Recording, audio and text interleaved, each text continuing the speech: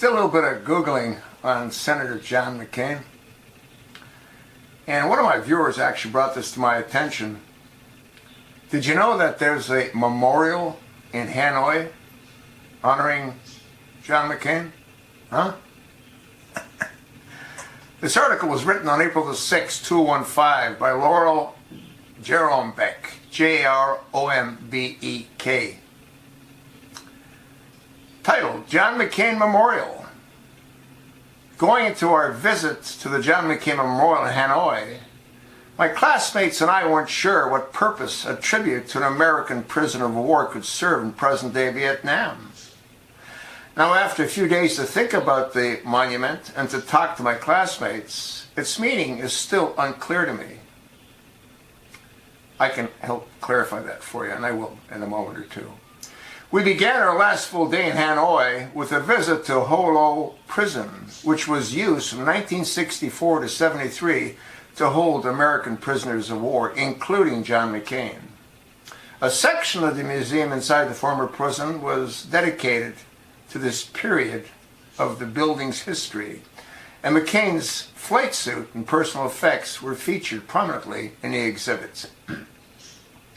There were also two photos of him. One depicted Vietnamese soldier and civilians removing McCain from the Truc Bao Lake, where he fell from his plane when it was shot down, and the other showed a doctor treating his wounds at the prison.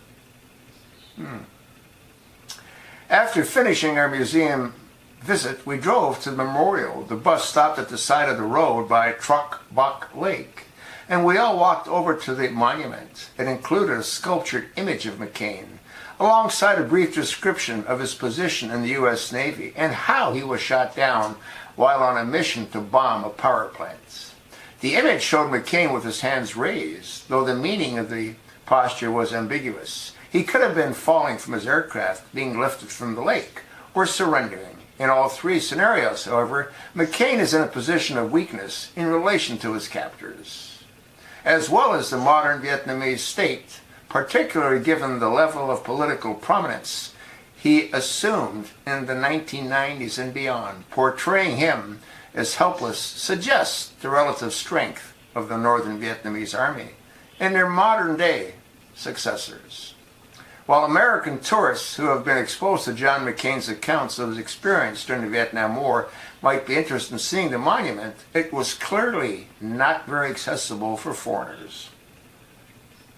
It is just a small statue on a sidewalk, a bit out of the way of many common tourist areas, and the Vietnamese inscription is not translated to English. The Lonely Planet Vietnamese guidebook includes Truc Bao Lake as a tourist site, but makes no mention of the monuments. McCain began his naval political career in the early 1980s, so the monument presumably was designed to celebrate the capture of a celebrity POW. A quick Google image search yielded a bizarre photo of John McCain and other members of an American delegation smiling next to the monument, celebrating his own imprisonment. Very obviously, a photo op intended to represent a renewal of friendship between the United States and Vietnam. As the political level, McCain has made highly publicized allegations of severe torture during his time in Ho Lo Prison in the years since the photo was taken, sparking some controversy and anger in Vietnam. All right, let me add a little clarification here.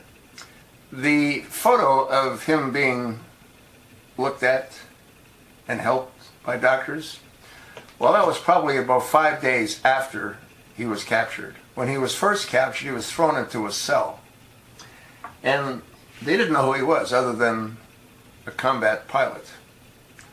When they found out that they had the prince, well, the prince was rushed to the hospital. Now, his shoulders were broken because he doesn't know, or he forgot how to eject from his A4 Skyhawk. The wind blast broke his arms. He didn't protect his arms as they're trained to do. That's why he walks like a duck. You know, his shoulders were broken because of his stupidity. And why was he honored? Well, from what I've read from other POWs, He was known as the songbird of the Hanoi Hilton. He gave the Viet Cong the altitudes, the direction of flight, the call signs, and the radio frequencies of the incoming attack bombers that were shot down. So, to the Viet Cong, he was a hero. Now, the reason that he never left when he was offered to be released was because he knew that only traitors were released. Now, what you have to ask yourself is, you've got a statue of McCain in Hanoi celebrating his capture.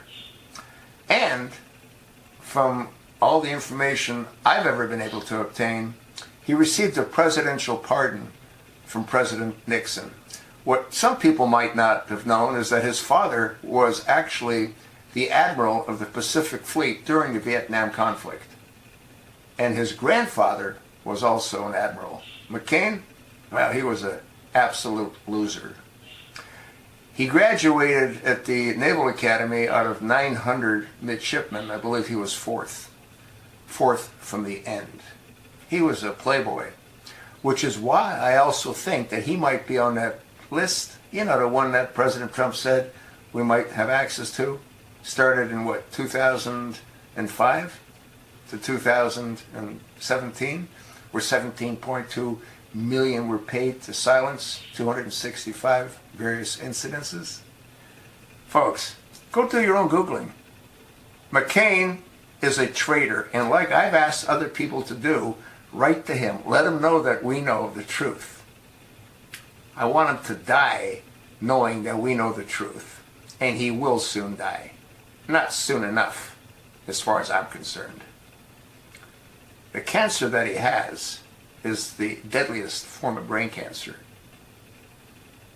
Let's hope that he goes real soon.